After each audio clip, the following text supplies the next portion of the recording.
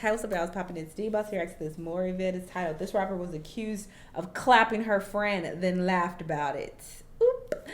This sounds wild. Let's see what's going on. Let's watch. Alright, so recently there's been this viral interview going around of this female rapper by the name of Bonnie Drip out of Indianapolis. And she was being interviewed by a rap blogger by the name of 16 Shot. He basically runs and owns a blog page where he has a sit-down interview style format where he interviews rappers, singers, hip-hop artists, and all that, kind of like Vlad TV does. But recently on 16 Shot's TikTok page, he uploaded a very specific clip out of this interview, which now has 3.8 million views of him questioning Blondie's past and the supposed street activity she's partook in. And all I'm gonna say after seeing this shit is, she did that shit. I feel like it's something you're not giving us, right? Because it's like, as you talking and shit, like, everything positive, you saying, like, nothing going on. I asked you, like, what type of shit you was into growing up. You're like, some of them weed, this and that. But then, it's like you been snatched up for all these fucking murders, so it's like, Why they got this stupid ass music? It's hella loud. That's a catch-22. That's your hypothesis. You just gave me your theory based off what everybody else say about me, and I'm telling you who I am. Yeah, she did that shit, man. Whatever the hell this woman is being accused of currently right now in law, she did that shit. I mean, just look into her eyes. Oh, hell no, bro. I'm watching this shit, trying to formulate my thoughts, and I can't even focus, man. I feel like she's looking at him, but I feel like she's low-key looking at me. Oh, hell no. The interviewer just said, I don't know if you guys were listening or not, but 16 Shot said, nothing going on. I asked you, like, what type of shit you was into growing up. You're like, some of them weed, this and that. But then, it's like you been snatched up for all these fucking murders. She's getting snatched up for all these effing murders. And what murders, you may be wondering? Well, according to Fox News, a dancer by the name of Angie Barlo disappeared in 2016, and her body was discovered in 2017. And according to some sources I've seen, this rapper right here with the dead eyes being interviewed by 16 Shot, also known as Raven Miller, which is her real name, has something to do with the murder of this woman named Angie. In fact, this whole case is so big that there's an actual dedicated documentary to Angie Barlo's case on True Crime Daily, the YouTube channel. And of course, since I don't know much about this case, I do believe, for further context, it would be important to note that this all went down around the Halloween season, the 26th of October to be specific. A Wednesday, according to chillingcrimes.com, 23-year-old Angie Barlo had plans for that night. She was due to a dance at a party at the 7,000 block of Harcourt at the Landmark Apartments and Towns in Indianapolis, where we also know Bonnie Drip was currently in proximity of as well. Apparently, Angie worked as a dancer at a local bar in the area and occasionally did private dances, but this one was different. She had received a request via text message from an unknown number that read, "Hi, do you do private parties?" Angie believed the text message was from a woman, but the woman never provided her name. The only information Angie received was that the dance was an anniversary surprise for the woman's husband, and that the request was for her to wear matching panties and bra in either black or red, and the address and code for the gate of the apartment complex. They also provided further context saying, after spending a lot of money having great fun on vacation in Miami, Angie needed the cash, and that is why she agreed to do it. Angie lived with her friend Mona and needed a little extra to cover the rent. Angie wasn't someone who was afraid to do things alone. She was fiercely independent and took each and every opportunity as and when it arose. Just before she left for the private party that night, though, she sent Mona a text message that read, "Doing a private party at this address just in case I go missing. LOL. But just for safety and precaution, as according to this article, she included a screenshot of the address where the party was. Angie then drove to the party and put up a Snapchat at 11:45 p.m. that night. She appeared to be at the party and seemed happy. She was smiling. But then, the next day, nobody could reach Angie. Her friends and family members tried to contact her by text and calling, but there was no I've said something like that before. I'm not going to say that again because it's like, you never know what you're speaking into existence. But I've, like, jokingly said that to friends before. Like, before I went on a date or I went to go meet someone. This happened specifically when I was in Venice as well. I got a whole story time on my Patreon about this. But Anyway, long story short, my photographer was trying to have a threesome with me and her boyfriend. Anyway, I didn't know until I got there. Anyway, but before I went to dinner, I text some friends and I was like, hey, just in case you don't hear from me, just in case I go missing, this is where I'm at. This is the person's information. This is she a photographer I found on this website. Like, I gave hella information, but it's like, you should be careful about, what you say. Obviously not saying this girl caused her own death, but I'm just saying. Dina Kramer, Angie's mother, went to Angie's apartment, but it was clear that she hadn't spent the night there, and her dog, her beloved little Yorkie Pablo, was left with no food or water, which wasn't like Angie at all. That caused a real concern, and Angie was then reported missing. Now, we all remember her friend Mona, who she initially sent the text messages to prior to leaving for this event. Well, according to this article, Mona went to the apartment where Angie told her she was dancing at the night before. And when she arrived, she tried the code for the gate to access the apartment complex that Angie had provided to her via the screenshot, but it didn't work. Mona, now even more anxious and frantic, decided to climb over the gate and went to the apartment. But guess what? When she got there, there was nobody there. I mean, holy fuck. Imagine you being in this situation. Your friend just disappeared. You don't know where she is. The code she sent you doesn't work. She's not answering her phone. You actually hop over a gate to this apartment complex, pull up to the door of the apartment she was supposed to be in, and nobody's there at all after banging repeatedly. Yeah, at that point, her life is in mortal danger. But the article goes on to say that police requested the surveillance footage from the apartment complex and received a copy of it at 3:29 a.m. the morning of the 27th of October, the day after Angie left. The surveillance footage showed Angie's car, a blue Pontiac G6, leaving the apartment complex. A second car, a black car, is also seen driving out of the complex directly behind Angie's car. And immediately I know that just because we saw Angie's car leaving the complex doesn't mean she was the one actually driving it. And the black car behind her, that could have been somebody obviously linked to this case, somebody who robbed, raped, murdered her, or someone who did something very heinous to her. And I have to reiterate that this person, Bonnie Tripp, is accused and believed to have something to do with this case. As in the next part of this article, we can see Bonnie with this guy who is believed to be her boyfriend. And according to the article, police discovered the host of the private party that night were Raven Miller, aka Bonnie Tripp, and her boyfriend, Baron McCulloch. And Angie knew both of them. She knew them from dancing at the local bars and had even briefly dated Baron, the man on the right, but things between them were not good, and Angie's friends and family believed that if she knew who was hosting the party, there would be no way she would have gone there that night. Police believed that they may have had somebody else answer the door that night, and when Angie knocked, she wouldn't know who was actually the hosts of the party. But subsequently, police questioned both Raven and Baron, and according to them, they were still in the apartment after Angie left. They said she was there that night, but left with someone else. Inexplicably, police believed there was nothing further they could hold them on, as there was no direct evidence linking them to Angie's disappearance, and they were not questioned further. Shortly after that, both the couple left Indianapolis and moved to Phoenix, Arizona.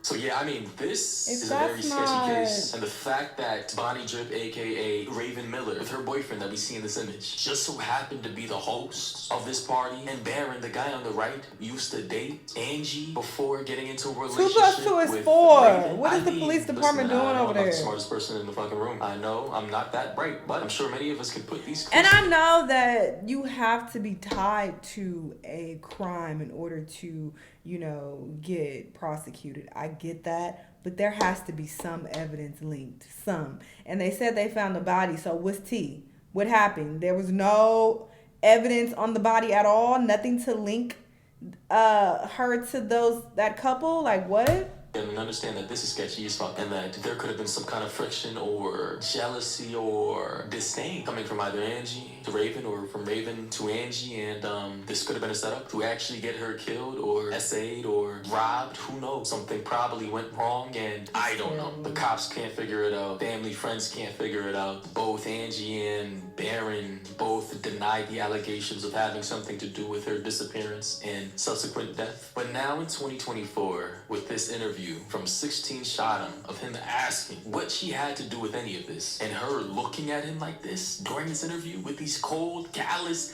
dead eyes, I mean... That's a catch-22. That's your hypothesis. You just gave me your theory based off what everybody else said about me. And I'm telling you who I am. A murder. Alright, so the next question would be why do everybody else say this? I don't know. Yeah, I mean, when asking about your involvement in a potential murder plot, and if you had anything to do with it, why would someone's natural response be to smile and laugh? Like, is anybody questioning that? Like, at first, I didn't even understand the context of this interview, like this specific segment of the interview. But after reading that article with you guys and understanding what this whole thing was about, I'm just like, now I'm freaked out. I'm just like, what? That is not a natural response. So what happened next on the body? And of course, I have no evidence that she did any of this or had any involvement, but I wouldn't trust her. Did you not say they found the body a year later? You know, I was supposed to have issues over your ex-husband at the time, and she got invited to a party by you. They said they seen your car on the camera, trailing her car like 3 a.m. bleeding and some shit like that. And they said something like they found the body in the backyard. Like some type of property tied to your ex-husband. Somebody supposedly said something like they even said they got paid to bury the body by your ex-husband. All type of crazy ass shit, right? Yeah, ladies and gentlemen, she did that shit. Allegedly. Until she comes out and explains how on earth this woman died on the same night of when she was hosting this party that she invited this woman to, and explain how this person never made it back home and just so happened to die that night within her vicinity. And your car was behind allegedly. But to be fair, let me play a video that she published to the internet 4 years ago proclaiming her innocence and her lack of involvement in this situation. And my last time addressing this situation, because y'all want to hear it from me. I'm who they've been waiting on. And I'm just tired of hearing all these rumors. Motherfuckers that don't know me, motherfuckers that do know me. Hearing all this different bullshit. None of this shit that y'all done heard is facts. If 50% of the shit that y'all been saying was true, they could have easily hit me with a conspiracy. But even the police know that the shit that y'all saying is not true. Everything that I'm about to state to you can be verified. You can go to the courts, whatever you want to do, public records, get all the information that you need. Everything that I'm about to tell you, it can be verified. First off, I didn't kill nobody. Second off, I didn't have to kill nobody for no money. So y'all can quit saying that I was 3 months behind on rent and car payments and all of this shit. You cannot be 3 months behind on rent. You're going to get evicted before then. Okay, period. Secondly, how am I late on car payments that never existed? My 2015 truck owned that, title to it. My Audi, title to it. Camaro, title to it. Hyundai, Impala, title to all of them. That don't even make sense. Had this shit long before all of this shit popped off. The police know that. They have all the evidence to prove that I was financially stable. So that theory is out the window.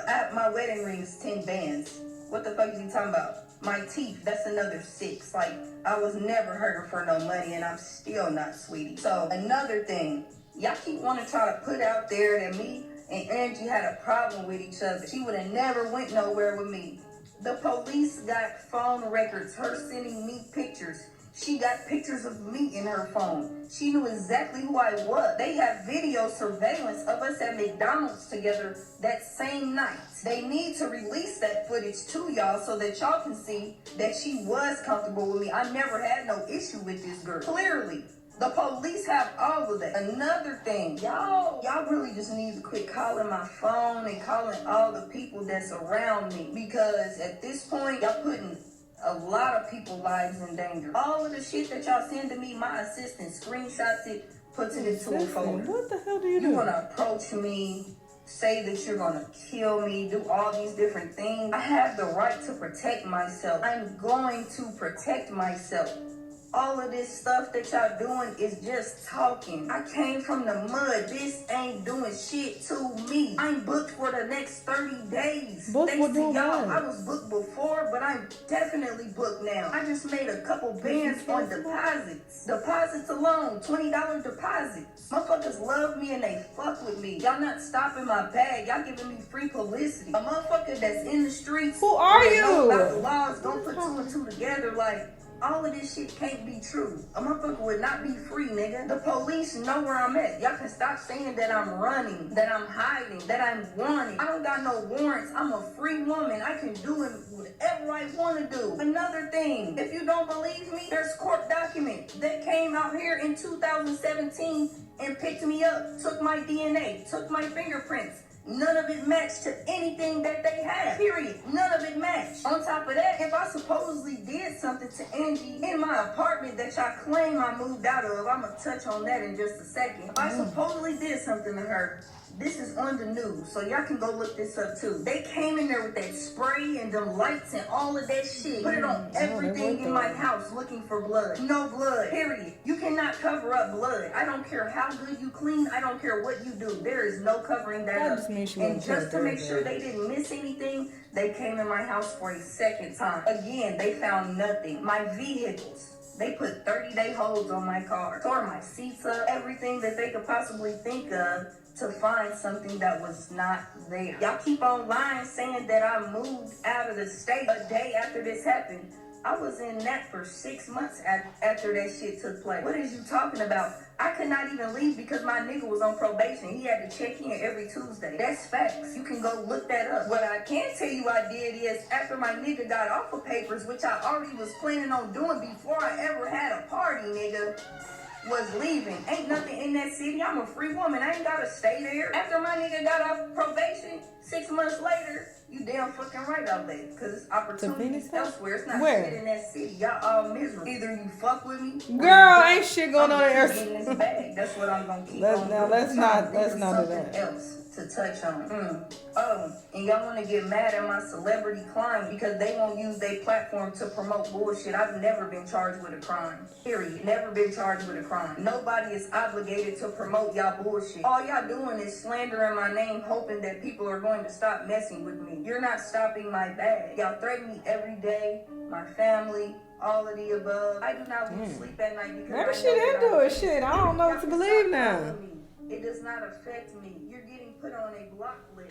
Nothing that y'all saying makes sense. But I mean, obviously, this doesn't mean that she's innocent by any means. It just means that they could not find any evidence to tie her directly to the murder. And it looks like they did do their due diligence, that they were searching for evidence, but they just couldn't find any. So maybe she did pay someone to do the dirty work, or maybe the husband paid someone. Or maybe they were just really good at, clearing up the evidence. Maybe that's what took place. But I do think it's really odd that they're on camera following her out the complex. Because did he not say that there's surveillance of, the victim, her car, leaving the complex, and then the rapper girl, her car, following the chick's car. So it's like, okay, is that not something? But I guess that's not enough. Maybe that's not enough. But it's like, what was that about? She didn't address that at all in her little video. But yeah, this is very interesting. I want to look deeper into this case. Maybe I can solve it. Maybe I can solve the crime. But yeah, this is fucked up that she lost her life after doing a party, trying to make some money. But yeah, this chick is very sketchy, especially how she responds to it now. Back then she was very defensive and very, adamant about pleading her innocence, but now she's just like, oh, ha ha ha, I mean, hey, believe what you want, I mean, ha ha, like, bitch, what the fuck is so funny? That's fucked up. Anyway, y'all let me know what y'all think, though. Let me know what other videos you want to watch, and I'll see y'all the next time. Bye!